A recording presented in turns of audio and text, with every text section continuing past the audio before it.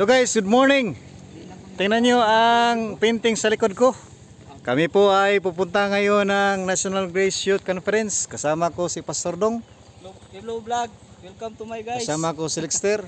Kasama ko si Pastor Don. Kasama ko si, makalimutan ang pangalan, si Iman pala. Iman, nag-isang gwapo sa Kidapawan. Gwapo pa yan kang Ilyas. Yan guys, oh, ang ganda ng tanawin dito. Nakakamangha. Lex, interviewin kita. Bakam. Lex, Okay, Pastor. anong last words mo? Ha? What is your last words? Salamat. Kay gipasuroy ko niya o gipaduaw ko niya sa sa ako ang lote. Tingnan niyo ang lote ko. Lote ko lang pero diyan ang lyrics. Ang ganda ng tanawin guys, oh, parang painting lang. Kapag mag-ihi ka dito, doon ang ihi mo pupulitin sa ibaba. Makita natin yung mga maliit na kahoy. Ang ganda ng tanawin sa personal.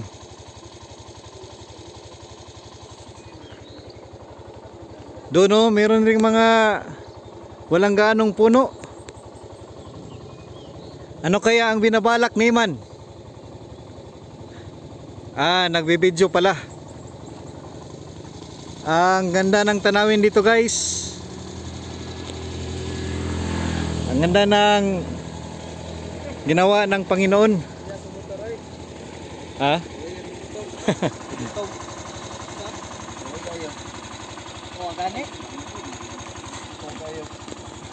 Kawawa raw ang motor ni Pastor Don, sabi niya.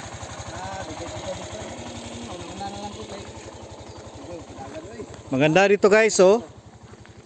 Makita natin ang malaking bato. Doon mamaya, tingnan natin doon sa bukid nun. Nandito pa tayo sa Talaingod, parang Talaingod pa pala ito.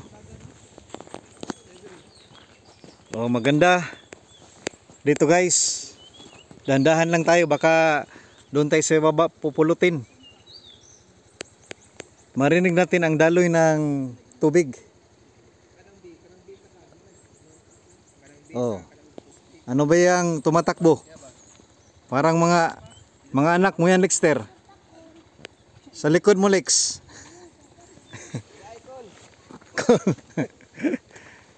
Dito guys ay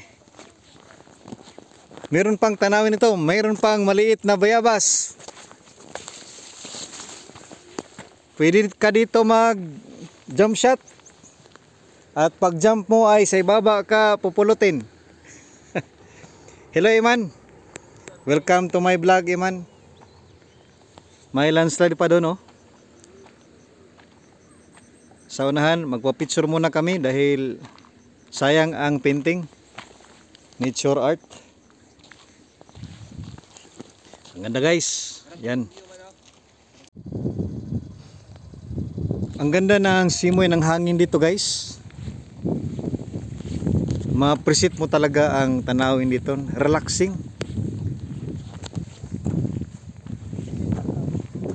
Maganda dito dahil free lang ang pa-picture. Tinayas po surong, lilipad yan. Ayun, lumipad na. Lumipad na talaga. Lilipad na. Baka maglandingan nun si Baba.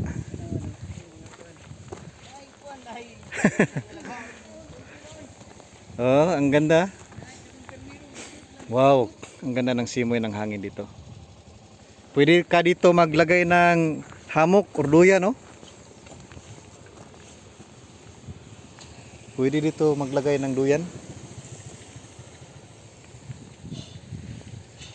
Yun ay patungo na kami ng Bukidnon para sa National Grace Youth Conference. Yan guys, nakarating na tayo sa Mount Moriah Camp, venue ng ating National Grace Youth Conference. Ayan si President ng GBIC, si Christian Gleno. Mukuha ng bamboo. Ito ang venue ng NGYC 2025. Spacious. Ayan guys, maganda. Guys, tingnan nyo guys, oh. Oh, di ba? Oh. Umikot tayo dito sa kabila. Oh, di ba? Di ba? Oh, yun. This side, this side, this side.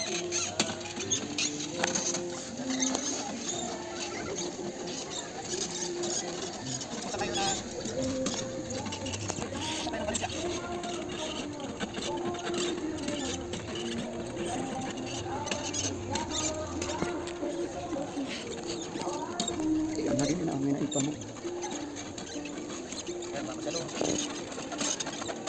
Ileksan ko si Lexter. Princess Tia. Hello guys, tingnan nyo. Ha? Mag-hi ka, mag-hi. Oh, say Oh, hi. Hi. Awa. Oh. Hi. Hindi man yan, hi. Anong pangalan ng mother mo? What's the name of your mother? What's the name of your mother? Is this your mother? Yes, I am. Ah, What's the name of your mother daw? what's the name of your mother? Mother. Nisa. Mama, what? Mama Nisa. Mama Nisa? Mama Nisa. Oh. You're not her mother. Nisa. Bye-bye. Kay taas mo daw kayo, Pastor. Bye-bye na, bye-bye. I repeat, attention delegates, attention delegates. Find your comfortable seats. The program is about to start.